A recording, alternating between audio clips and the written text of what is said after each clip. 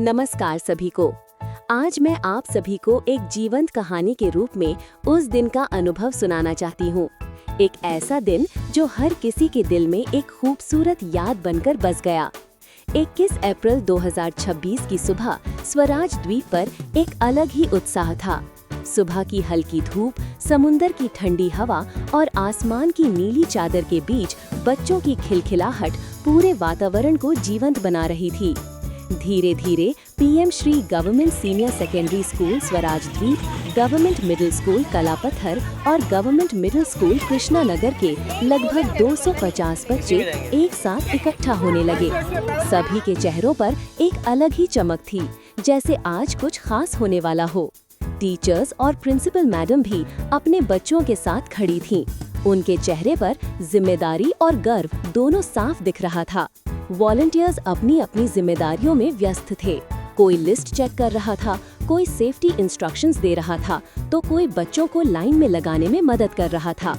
Police, forest, health और अन्य departments के लोग भी पूरी तैयारी के साथ मौजूद थे।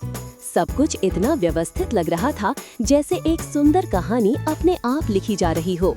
फिर वो पल आया जब बच्चों को पैरासेलिंग बोट्स की तरफ ले जाया गया। शुरुआत में कुछ बच्चे थोड़े डरे हुए थे, लेकिन जैसे ही बोट समुंदर की लहरों को चीरते हुए आगे बढ़ी, उनकी डर की जगह उत्साह ने ले ली। वाओ! और देखो कितना सुंदर है, जैसे शब्द बार बार सुनाई दे रहे थे। समुंदर की लहरें, हवा का झोंका और आसपास का दृश्य उनके लिए किसी सपने से कम नहीं था। कुछ ही देर में सभी एलिफेंट बीच पहुंच गए। सफेद रेत, नीला पानी और प्रकृति की खूबसूरती ने सबका मन मोहित कर लिया। लेकिन असली रोमांच अभी बाकी था। बच्चों को एक एक करके सबमरीन के पास ले जाया गया। जैसे ही वो सबमरीन के अंदर गए, उनकी आंखों में एक नई दुनिया देखने की चमक थी। और फिर जैसे ही सबमरीन धीरे धीरे रीफ के ऊपर से आगे चली, एक जादुई दृश्य उनके सामने था। रंग बिरंगी मछलियाँ उनके आसपास तैर रही थीं। सुंदर कोरल रीफ्स समुंदर के नीचे एक अलग ही दुनिया बना रहे थे। हर बच्चा अपनी सीट से चिपककर बाहर देख रहा था।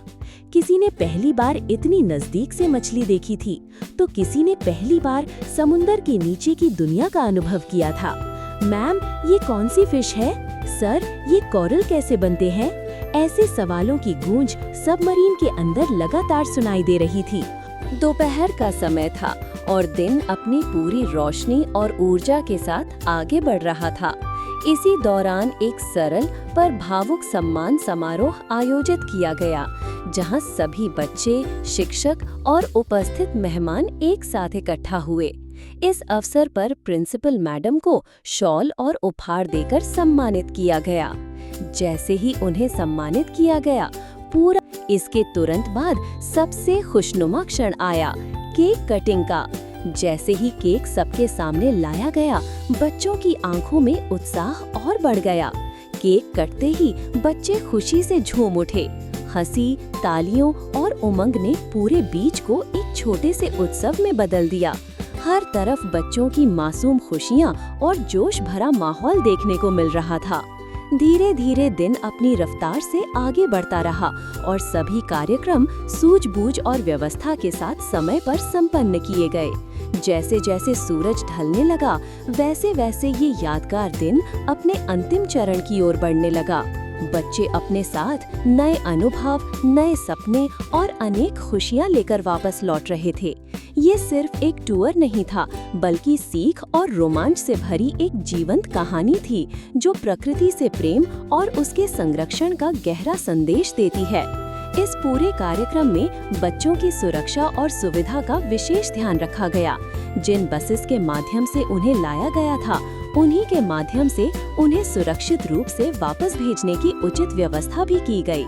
आशा है कि आगे भी हमें ऐसे अवसर मिलते रहेंगे और स्वराज द्वीप वाटर स्पोर्ट्स की तरफ से हम इसी तरह के प्रेरणात्मक और शिक्षणात्मक कार्यक्रम आगे भी निरंतर आयोजित करते रहेंगे।